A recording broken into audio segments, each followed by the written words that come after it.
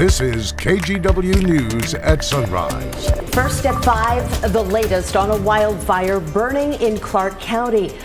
Washington officials estimate right now it's about 70 acres. Just ahead this morning, we're sharing photos from people living nearby.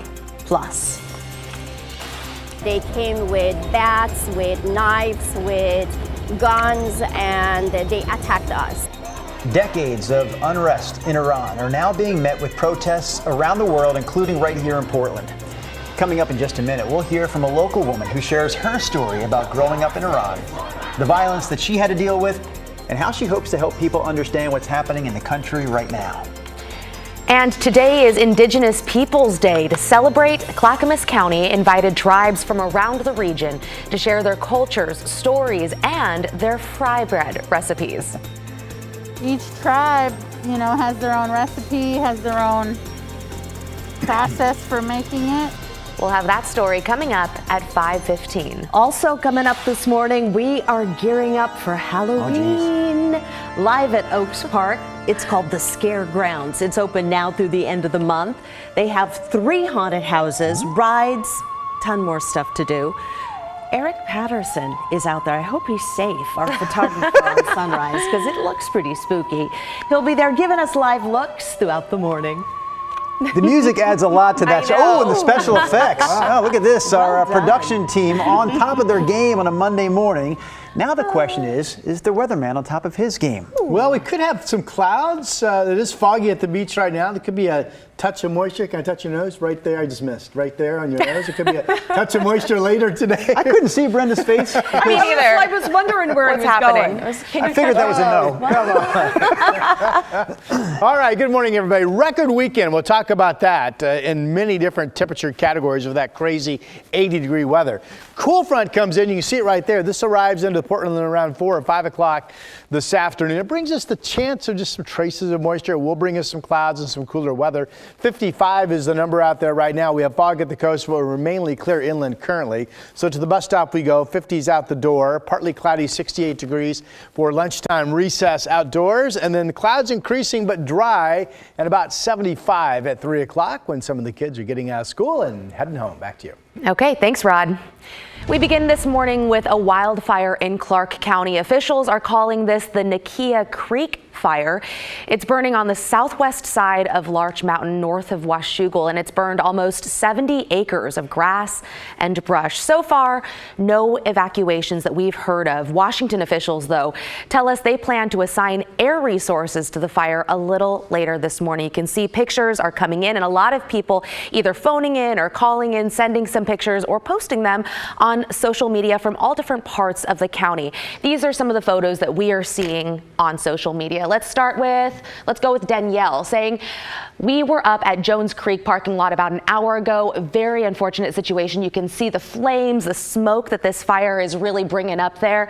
The next one, Brad Richardson, kind of tagging Washington County Scanner, a lot of different organizations. View from Winters Road near Jones Creek. Again, a lot of smoke, a lot of flames there in that area. Matt LeGrand, there's a fire going on up on Larch Mountain in southern Washington. Hashtag Nakia Creek fire, currently estimated at 70 acres. A lot of people, like I said, posting on social media, but if you have any photos or videos that you'd like to share, go ahead and text them to us at that number on your screen, 503-226-5088. We'll be sure to share some of them during our 6 o'clock hour here on Sunrise. This weekend, people gathered downtown to protest the Iranian government. Scenes like this played out around the world after Iran's morality police reportedly killed a young woman for violating the country's religious dress codes. Since the start of these protests last month, Iranian women everywhere are sharing their personal stories. Blair Bess talked to one of them who was beaten and almost killed just for going to school. Calls for freedom ring out across downtown Portland in the latest rally for Iranian women's rights. Among those protesting is Sudabeh Mokri, who has her own story of struggle while growing up in Iran.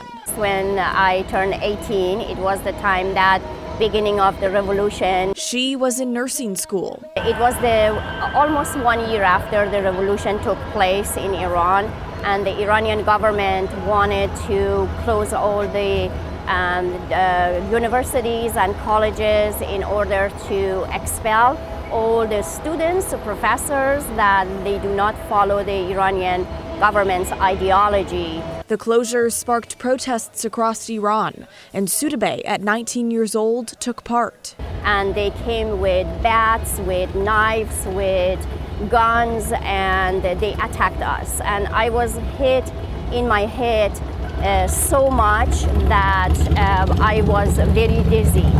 And they took us, all of us, they shoved us like animals in the back of a truck and took us to a big stadium that was their jail. She was separated from her family with no way to contact them. According to my family, I was in a coma for about a week, and they had to search all the hospitals and the places to figure out whether I was alive or not. And I get goosebumps even right now talking about it. Sudabeh escaped, but she says this type of violence is only getting worse. Last month, 2 young women died in Iranian police custody for allegedly violating religious dress code by showing too much hair. Since September, 11 people have been killed in Iran for protesting these rules. That's according to the most recent tally by the Associated Press. I know what Iranian people are feeling right now because I was one of the lucky ones that I survived. That could have been me. That was me. I just had the opportunity to be alive and speak right now. And that's why we are here, because every girl, every woman, every man that is saying enough is enough and stop killing us, they are being prosecuted and they are being killed in Iran right now. Sudabeh came to Portland in 1990. She learned English, raised 2 young children, finished nursing school, and eventually wrote 2 books about her journey and struggles. Decades later, she's now safe, but the rules of the Iranian government have stayed the same for the past 40 years. And it needs to stop. Amid the recent worldwide protests, the Iranian government is cracking down more, cutting off internet access, tapping phone lines, and tightening social media restrictions, making it nearly impossible for people like Sudabeh to contact family. She, like many others, are concerned. Nobody is safe in Iran, and we are all hoping that some help, some divine intervention to help Iran so they can get the freedom back. In Portland, Blair Best, KGW News. All right, let's take a look at a few other local headlines that we're following this morning, starting with this. A man known as the Jogger Rapist is set to be released from prison in just a few months after spending 36 years in prison. In the late 1970s and early 80s, Richard Gilmore was arrested for assaulting 9 girls and a woman in the Portland area. Gilmore admitted to the crimes, but was only convicted in one of those cases because the other 8 fell outside the statute of limitations. The Oregonian reports that Gilmore will be placed into transitional housing in Old Town and will be on active supervision for a minimum of 3 years. Officials say the deadly fire that burned this senior living center in St. Helens last week was both human-caused and accidental. Columbia River Fire says oxygen tanks stored in the apartment caused the explosions that started this fire. This video shows officials rushing in to save people inside the Columbia Hills Retirement Center last Wednesday. 1 person died at the scene. And finally, a major sponsor of the Portland Thorns and Portland Timbers, Alaska Airlines, is now redirecting some of the funds involved in its sponsorship. That money will go to the Northwest Soccer Leagues, or National Women's Soccer League, I apologize, go to the National Women's Soccer League Players Association Support the Players Emergency Trust, and also to youth sports here in the Portland area. This move is in response to the investigation that revealed systemic abuse and sexual misconduct within the National Women's Soccer League.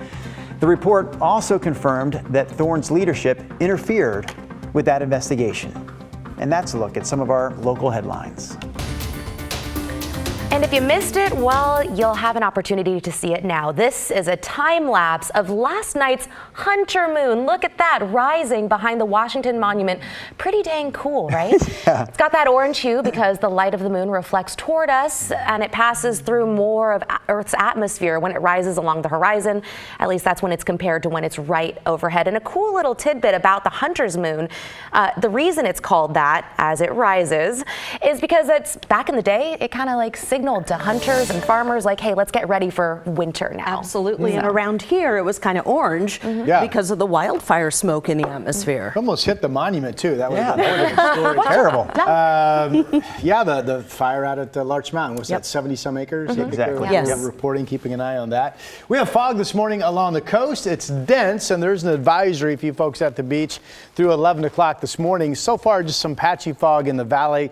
Here you can see the reduced visibility, only a quarter of a mile up in Astoria. And there's a front coming, so by the time you folks start to get out of the fog, I think clouds will be here, and that'll pretty much take care of your day in terms of not seeing much in the way of sun. This is a very weak system. The heart of it passes to our north, but it will bring cloudiness our direction today, and it will bring increasing cool northwest breezes. You'll notice those picking up this afternoon into this evening, 15, 20, 25 mile per hour gusts, that type of thing. Here's Futurecast at 10:30 this morning. You see the waves of cloudiness already starting to increase. And eventually, I think we'll cloud over. This is this evening at 7 p.m.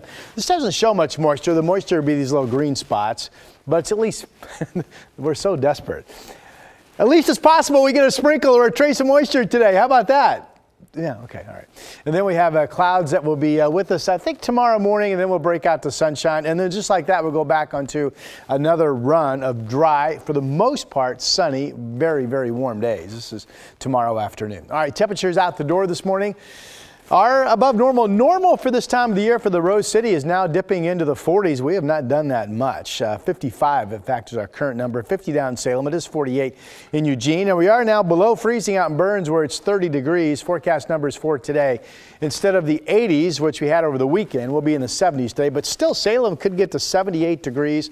Eventually, northwest breezes picking up this afternoon. That chance of a trace of moisture, mainly this evening. Cloudiness will build down into Longview this morning. That's why your temperature is being held down to about 65 degrees. Could still be 75 in Vancouver with those breezes picking up in the northwest flow pattern coming in. 75 today, clouds to sun, 70 tomorrow. We have more 80s potentially on Friday, Saturday, and Sunday. Over the weekend, it was 87 Saturday, record. It was 85 Sunday, record. And we hit 7 80-degree days for the month of October, record. Yeah. Crazy. It's like California North. I don't know where I am anymore. Rob, thank you.